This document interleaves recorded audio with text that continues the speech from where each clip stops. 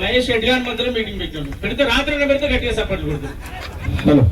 ఇది పగలు కాకుండా అయిపోయింది, రాత్రి కాకుండా అయిపోయింది. ఇది పెద్ద ప్రమాదం. ఇట్లాంటి మీటింగ్లో మీరు దయచేసి ఇట్లాంటి పెట్టదు. పెడితే రాత్రి 7 మీద దాటినాక పెడితే జోష్ మీద ఉంటుంది. వద్దన్నా కొడతారు. అప్పుడు ఆర్తరాలే లేచి లక్ష డప్పులు వేరే గొంతులు ఎయ్యర దండోరా ఎయ్యర దండోరా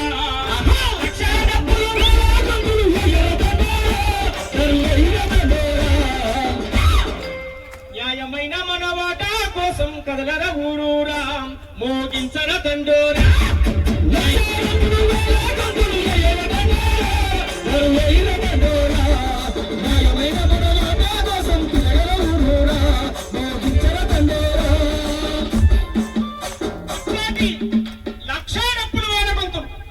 ఇంటికొక్క డబ్బు మోగానే ఊరుకొక్క బస్సు కదలాలని నినాదం ఇస్తే ఇవాళ సుప్రీంకోర్టు ఇచ్చిన తీర్పును గౌరవ ముఖ్యమంత్రి రేవంత్ రెడ్డి గారు అంతిమంగా పేదలందరి కోసం పాటుపడే విధంగా భవిష్యత్తు నిర్ణయాలు తీసుకుంటానని కూడా మీరు మాట్లాడారు.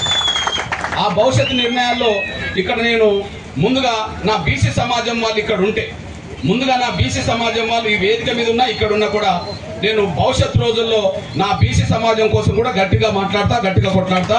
ఎందుకోసం కొట్లాడుతానో ఒక విషయం చెప్పి ముగిస్తాను నేను. ఎందుకోసం కొట్లాడుతానో ఒక విషయం చెప్పి ముగిస్తాను నేను. రాబోయే రోజుల్లో భవిష్యత్తు రోజుల్లో 50% నా బలహీన వర్గాల కోసం కూడా పోరాటం చేస్తా. ఇప్పుడు పోరాటం చేసి నా బీసీ సంఘాలతో కలిసి పని చేస్తా, వాళ్ళతో నడుస్తా, వాళ్ళతో కలిసి పని చేస్తా. అదే సమయంలో ఈ రాష్ట్రంలో దేశంలో బీసీల కోసం కూడా బాగా కష్టపడతా. ఎందుకు నేను కష్టపడాల్సి వస్తుంది అంటే ఒక విషయం మీ దృష్టి తీసుకొస్తున్నాను నేను.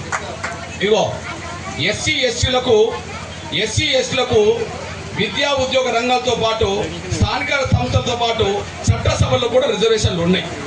అంటే శాసనసభలో పార్లమెంట్లో కూడా ఈ ఒక్క విషయం చెప్పి ముగిస్తాను. ఎందుకంటే వర్షం వస్తుంది కాబట్టి చాలా విషయాలు మాట్లాడాలన్నా టైం లేదు కాబట్టి ఒక విషయం మాత్రం చెప్పి ఇక్కడ ముగిస్తాను. ఈ విషయంలో ఒక విషయం చెప్పదలుచుకున్నది ఏంటంటే ఎస్సీ ఎస్టీలకు చట్టసభలో రిజర్వేషన్లు ఉన్నాయి. అదే బీసీలకు రిజర్వేషన్లు లేవు. ఉండడం వల్ల వీళ్ళ పరిస్థితి ఒక మెరుగుగా ఉన్నది. లేకపోవడం వల్ల బీసీల పరిస్థితి ఎక్కడ వేసే గొంగలు అక్కర్లేదని ఉన్నది. అందుకు నేను ఒక సాక్ష్యం ఉమ్మడి నల్గొండ జిల్లా నుండే చెప్తాను నేను. అందుకు ఒక సాక్ష్యం నేను ఉమ్మడి నల్గొండ జిల్లాలే చెప్తాను నేను. ఎగ్జాంపుల్, ఈ భారతదేశానికి స్వాతంత్రం వచ్చినాక రాజ్యాంగాన్ని రాసిన తర్వాత మొట్టమొదటి ఎన్నికలు 1952లో జరిగినాయి. మొన్న 23లో జరిగినాయి అనుకుందాం, లేదా 24లో మన పార్లమెంట్ ఎన్నికలు జరిగినాయి. మొట్టమొదటి ఎన్నికలు ఎప్పుడు జరిగినాయి? 52లో జరిగినాయి. 52 అంటే ఇప్పుడు ఎన్ని సంవత్సరాలు? 73 ఏళ్ల క్రితం జరిగినాయి మొట్టమొదటి ఎన్నికలు. మొట్టమొదటి ఎన్నికల్లో ఉమ్మడి నల్గొండ జిల్లా పిక్చర్ మీకు ఇస్తా. ఉమ్మడి నల్గొండ జిల్లాలో 12 నియోజకవర్గాలు ఉన్నాయి, అసెంబ్లీ నియోజకవర్గాలు. ఉమ్మడి నల్గొండ జిల్లాలో 12 అసెంబ్లీ నియోజకవర్గాలు ఆనాడు. ఉమ్మడి నల్గొండ జిల్లాలో 12 నియోజకవర్గాలు ఉన్నాయి ఈనాడు. ఆనాడు ఉమ్మడి నల్గొండ జిల్లాలో 12 ఉన్నాయి, ఈనాడు 12 ఉన్నాయి. మధ్యలో ఎప్పుడు 12 ఉన్నాయి. ఇగో మీ అన్నగా ఒక విషయం చెప్తున్నాను నేను.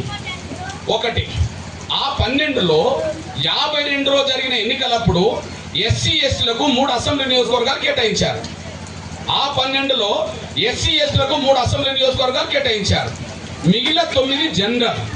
మిగిలిన 9 జనరల్ అయితే 8 మంది ఓసీలు గెలిస్తే ఒక్కరే అప్పుడు ధర్మభిక్షం గౌడ్ గెలిచారు.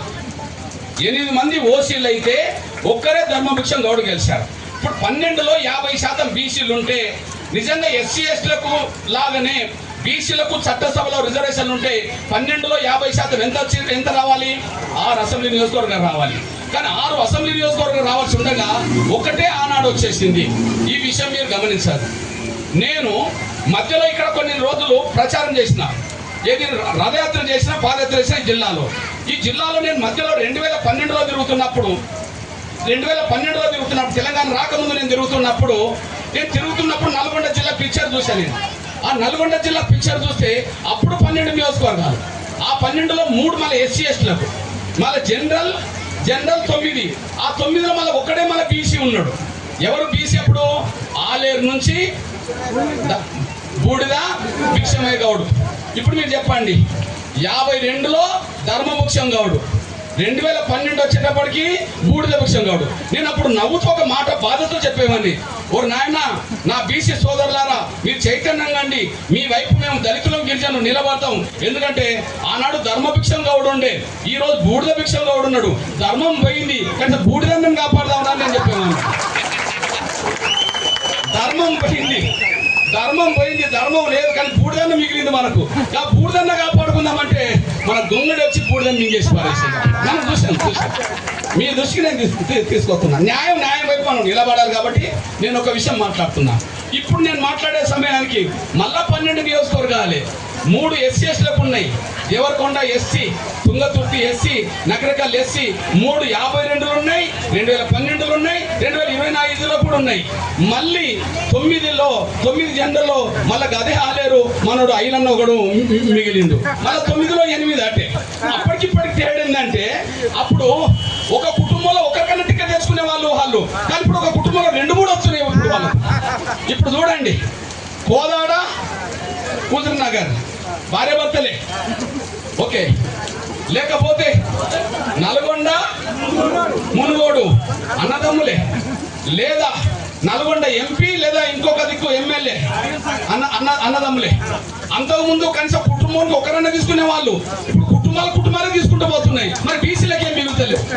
అందువల్ల రాబోయే రోజుల్లో మీ బిడ్డగా మేము చెప్తున్నా, ఎస్సీ వర్గీకరణ కోసం ఎంత కమిట్మెంట్గా నా జాతి ఇచ్చిన అండదండలతో సమాజం ఇచ్చిన మద్దతుతో ఎట్లయితే కష్టపడి దాన్ని 30 ఏళ్ళు కష్టపడి సాధించామో, భవిష్యత్తు రోజుల్లో ఏ వర్గాలకు అన్యాయం జరిగినా వాళ్ళ పక్షాన్ని నిలబడి కొట్లాడతాను. భవిష్యత్తు రోజుల్లో మీ అండదండలు కావాలని కోరుతూ ముగిస్తున్నాను. ధన్యవాదాలు. వర్షం.